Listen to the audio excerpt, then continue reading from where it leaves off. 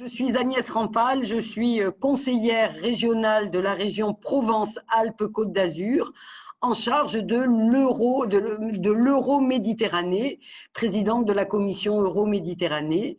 Je suis également membre du comité européen des régions et je suis également membre de l'ARLEM, l'Assemblée régionale et locale euro-méditerranéenne, en étant bien sûr avec une attache locale au niveau de la ville de Nice.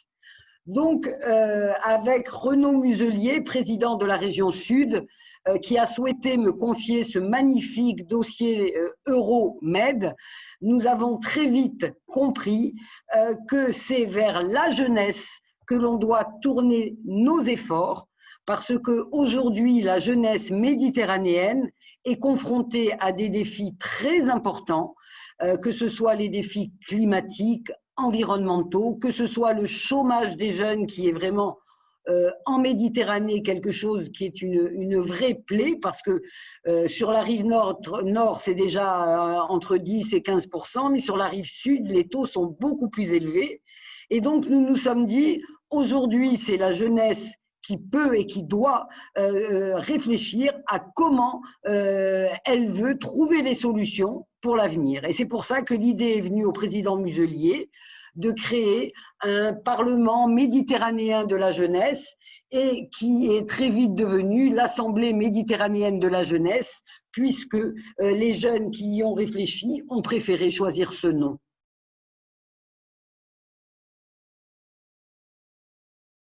Alors, vis-à-vis de ce programme tourné vers la jeunesse méditerranéenne, nous nous sommes appuyés sur une association qui fait un travail remarquable à Marseille et tout autour de la Méditerranée depuis des années sur la citoyenneté. Cette association s'appelle les Têtes de l'Art.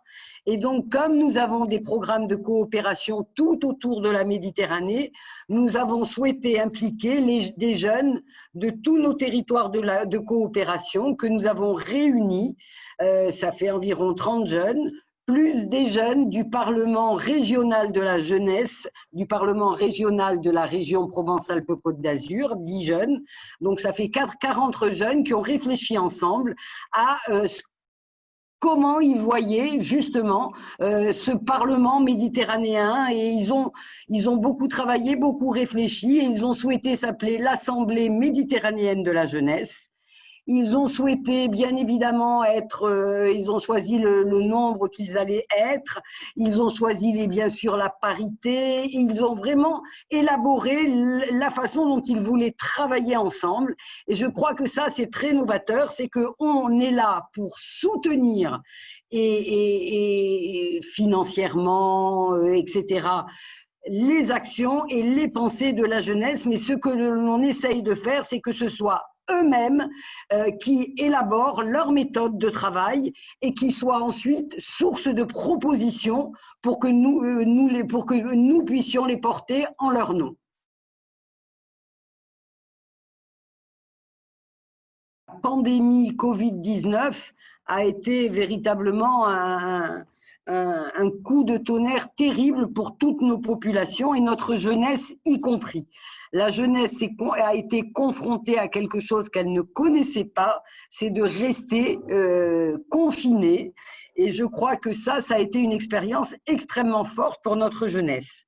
Alors, pour le fonctionnement de notre institution, l'Assemblée méditerranéenne de la jeunesse, eh bien, ça a pu fonctionner parfaitement puisque tous ces jeunes sont connectés et que nous avons pu tenir notre réunion annuelle sous forme dématérialisée pendant 3 jours. Ce sont 500 jeunes qui ont, de façon dématérialisée, qui se sont rencontrés, qui ont réfléchi et qui ont porté des problématiques.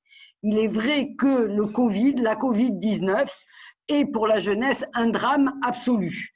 Drame pendant les études puisque les universités sont fermées, drame pour les stages puisqu'on ne peut plus voyager à l'étranger, et drame encore plus grand pour la recherche d'emploi puisque malheureusement tous nos pays vont être confrontés à une augmentation massive du chômage, et en France cela a commencé. On a 1 million de chômeurs quasiment de plus en 4 mois, c'est absolument ahurissant. Et bien sûr, dans ce chômage, c'est la jeunesse qui est touchée le plus massivement. La jeunesse, les gens les moins formés, les femmes. Et donc, nous pensons vraiment que pour la jeunesse, nous n'avons absolument pas le droit de les laisser sur le chemin parce qu'aujourd'hui, ils doivent prendre en destin le sort de la Méditerranée. Donc, nous sommes à leur côté par différentes mesures au niveau national, où il y a de tas de mesures possibles, et donc, et au niveau régional, bien évidemment, et au niveau local. Mais je crois que le grand défi pour se relever vite de cette Covid-19, c'est justement de donner les moyens à la jeunesse de travailler et de se pencher sur tout ce qu'il faut faire pour rendre notre société plus sensible à l'environnement, plus sensible au développement économique dans le respect de l'environnement, dans le respect des plus faibles, et pour pouvoir s'attaquer à tous ces problèmes. C'est vraiment la jeunesse qui doit mettre les mains dans le cambouis, comme on dit en France. Et donc, nous devons vraiment être à leur côté. Et ça, je crois que l'Assemblée méditerranéenne de la jeunesse peut être également un moyen de diffuser cette impérieuse nécessité tout autour de la Méditerranée, car si notre jeunesse méditerranéenne s'effondre, c'est la Méditerranée qui va s'effondrer très vite.